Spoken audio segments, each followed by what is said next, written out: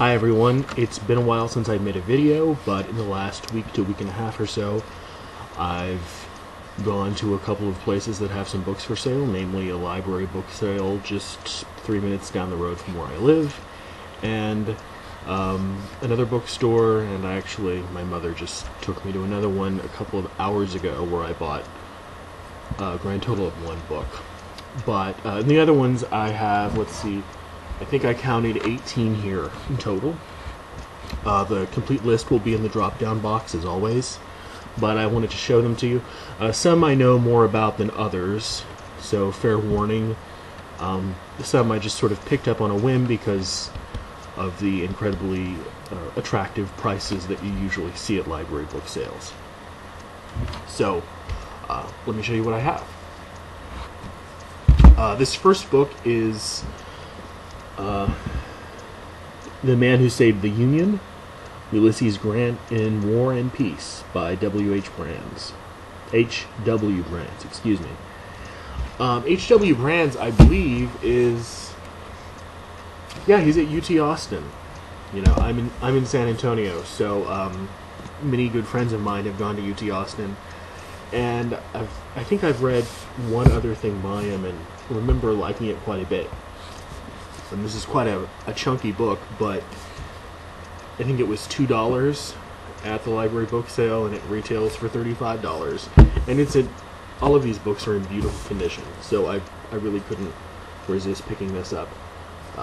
What I could tell you about Ulysses S. Grant could probably fit in a thimble, so I'm glad to rectify that to some extent. And then I was browsing through the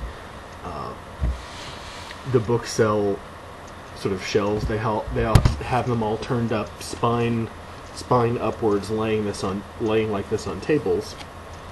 And I came across these two things just laying right next to one another. And I thought to myself, wow, you never come across these in book sales. So I picked these up. I'm very interested in philosophy. It was one of my majors in college. You have the Cambridge Companion to Aristotle and the Cambridge Companion to Kant. The Cambridge Companions are usually they usually have a nice introduction in them about the philosopher in question, whoever that is. In this case, Aristotle and Kant. And then they have a series of essays, usually say 10 to 14 essays. So this is not original work by Aristotle and Kant. Of course, we don't have any original work by Aristotle in the first place. It's all of this stuff that his students compiled in his stead.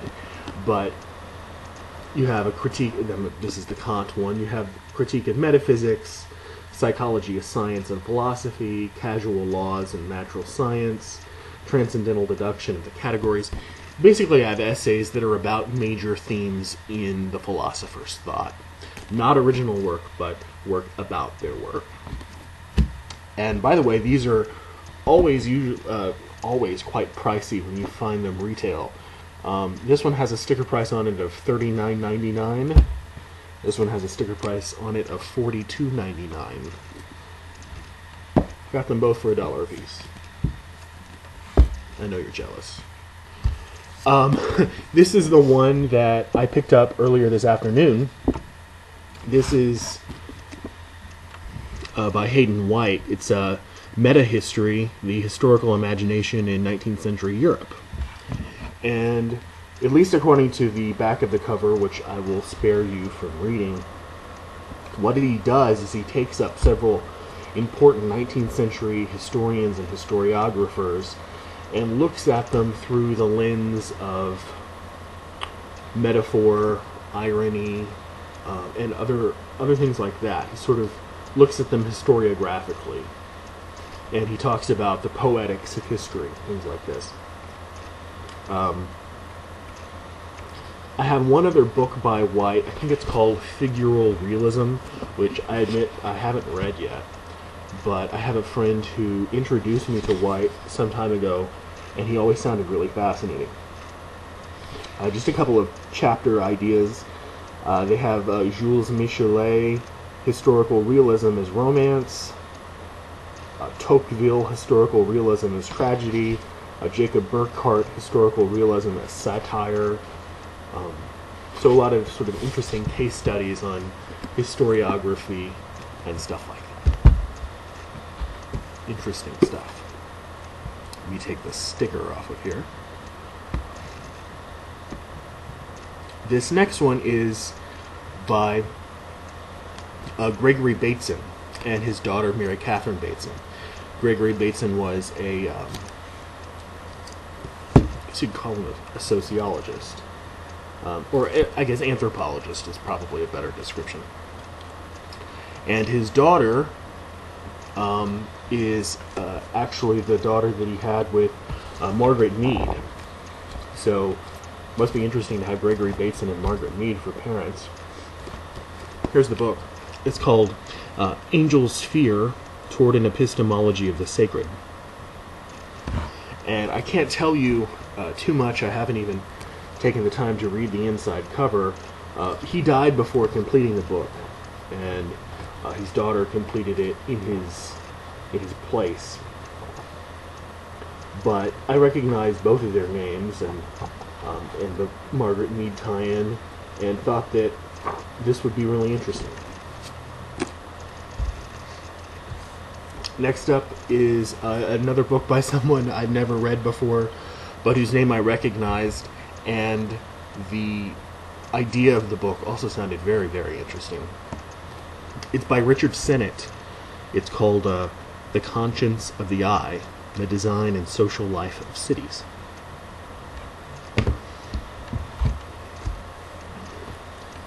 Here's an author probably most everyone will recognize. If you don't recognize the name, you certainly recognize the title of the novel. You probably recognize the man's name. It's by Don DeLillo. It's Libra. And judging by the cover on the front, I haven't even read the back.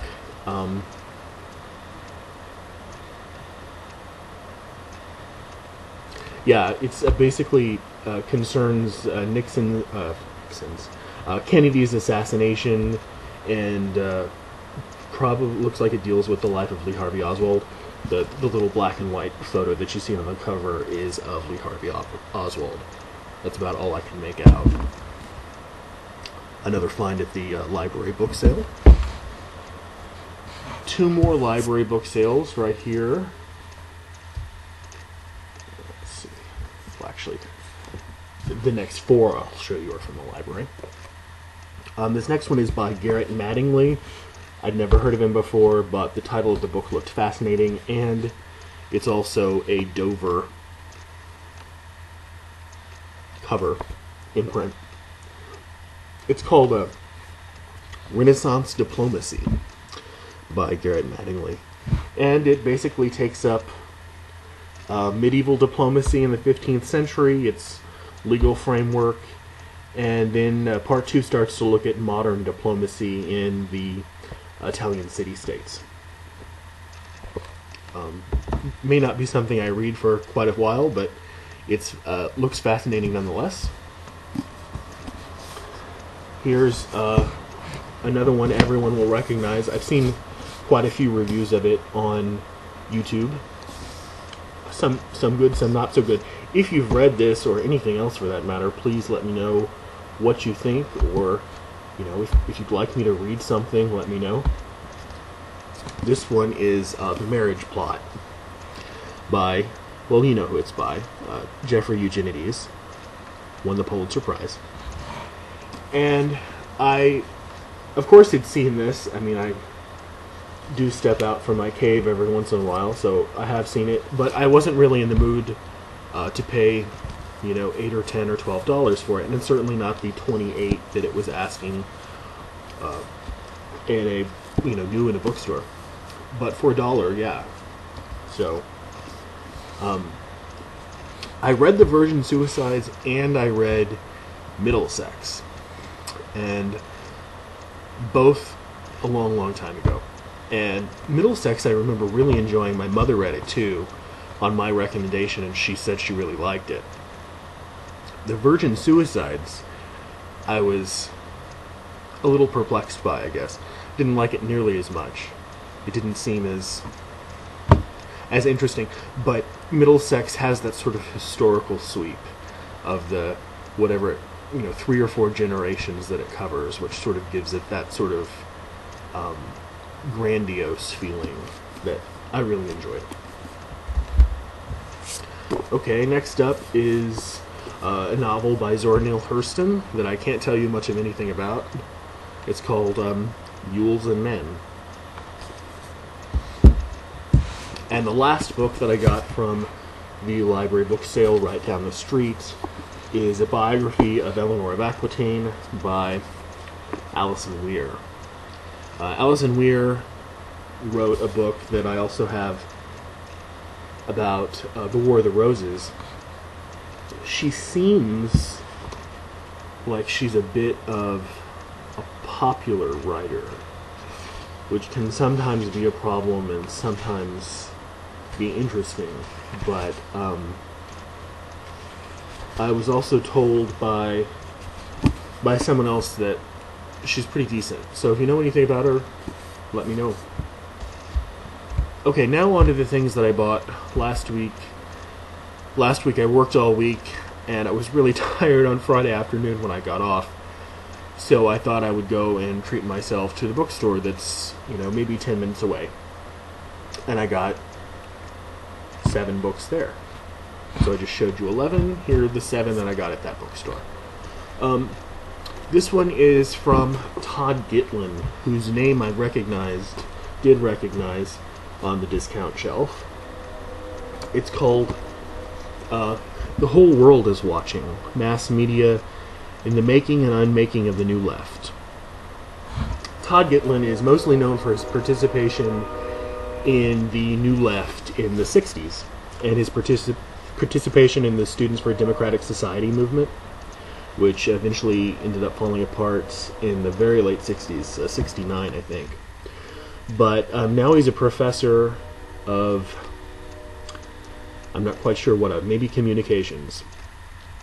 And I've seen him on C-SPAN Book TV every once in a while. But he's still fairly affiliated with the left, even though he might not be quite as vocal an activist as he used to be. From what I understand, this book is about the media coverage of the New Left, mostly in the 60s. This book came out in 1980. And how the media coverage basically delegitimized the left by portraying them as being silly and stupid and young kids who were idealistic and all of that other good stuff.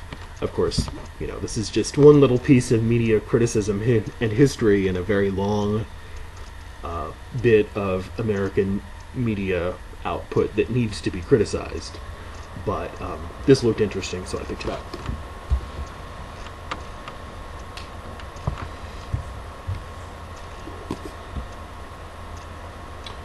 Okay, this one is also one I recognized before, but I've never found it at such a wonderful price. It's called Habits of the Heart, and it's actually by a number of people: Robert Bella, Richard Madsen, William Sullivan, Ann Swindler, and Stephen M. Tipton. And the subtitle is Individualism and Commitment in American Life. And it talks about a lot of things. It talks about civic participation, religion, citizenship, getting involved, love and marriage, transforming American culture, and all of that stuff. It's basically how individuals relate with their larger culture. So I'm sort of interested in how good a book can be when it takes 5 people to write it. That seems a little suspicious, but I've heard about the book in a number of places, and I think I've even heard good things about it, so I look forward to reading this too. The next one is a novel. According to this little sticker on the front, it won the Man Booker International. It's by Ishmael Kadare, or Kadere. I apologize. It's called The Successor. I have another one of his novels sitting on my bookshelf that I had not read. But I keep finding his novels on the discount shelf. I don't know if that bodes very well either for the greatest of reading, but he's supposed to... He's Albanian, I believe. Yeah, he lives in Tirana and Paris. Tough life. And so I've never read anything by him, so it's my second novel by him, my second unread one too. Hopefully in the not too distant future I'll post a couple of reviews, maybe tomorrow, maybe tonight if I'm really up for it.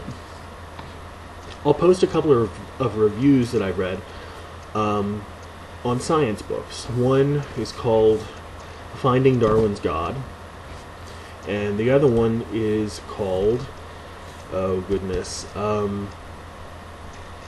Reconciling Science and Religion. Anyway, it's about basically the science is before Darwin, up through William Paley, roughly. And I was browsing the science section and found this book, which looks absolutely wonderful, which I'd never even heard of before. Even though,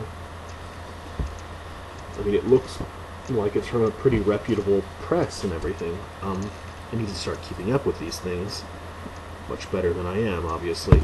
It's called Generation. The 17th century scientists who unraveled the secrets of sex life and growth, by Matthew Cobb.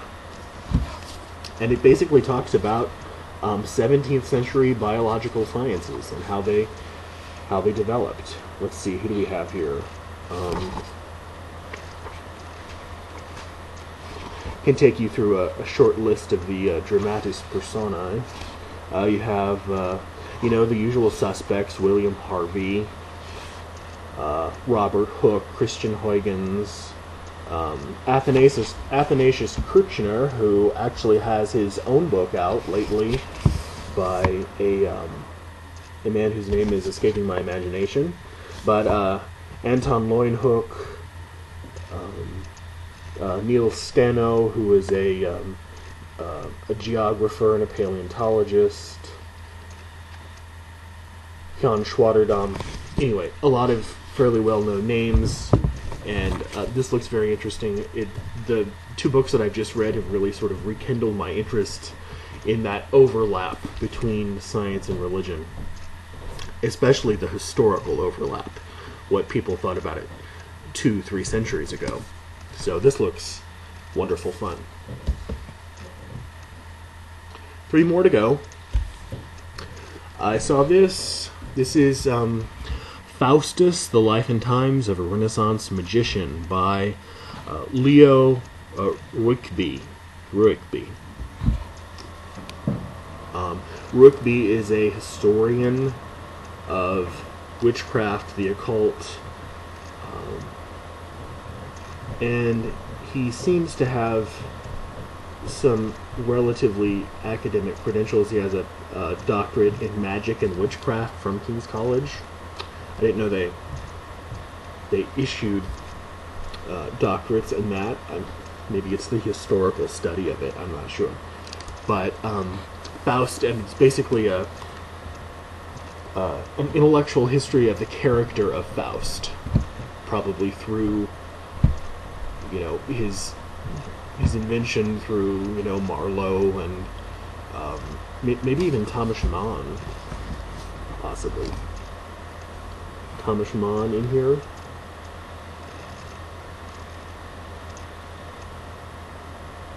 Well, he talks about Christopher Marlowe, but only Klaus Mann.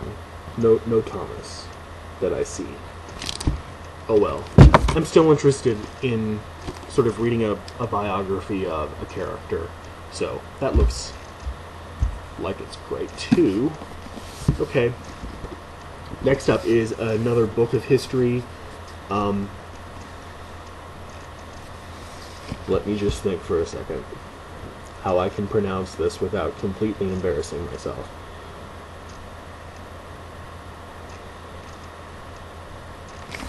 Okay, I'll give it the good old college try. This is by Jonathan D. Spence. It's called God's Chinese Son, the Taiping Heavenly Kingdom of Hong Shui-Xuan. If you know Chinese, please correct me. Anyway, Jonathan Spence is a sterling professor of history at Yale, and he's also written a book on the Memory Palace of Matteo Ricci, which I've mentioned, I know, at least once in another video, which is spectacular. So he obviously has the credentials to talk about such things, and this is an event that happened in, it's an uprising or set of uprisings that happened in China in 1837. A set of uprisings, sadly, with which I'm unfamiliar because I don't know enough Chinese history.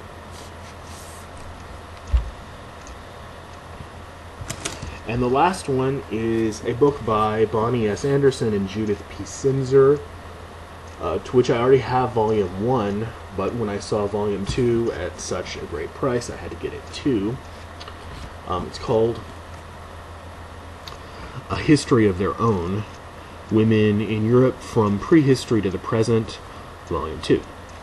And it basically covers, let's see, when does it start? It starts with the world of absolute monarchs from the 15th and 18th century, and the courtiers, and then gets into women rulers, and starts to, looks pretty like it heads quickly into modernism. But I have to go back to Volume 1 to see where the prehistory fits in. But I needed this since I already have Volume 1. As always, the list of books that I have will be in the drop-down box. If you know about any of these books or had any exposure to them, by all means let me know. And if you want me to read any of them, and as I do with everything these days, everything I read I post a review of, and let you guys know what I thought about it, good, bad, or otherwise. So let me know what you think, and have a nice night.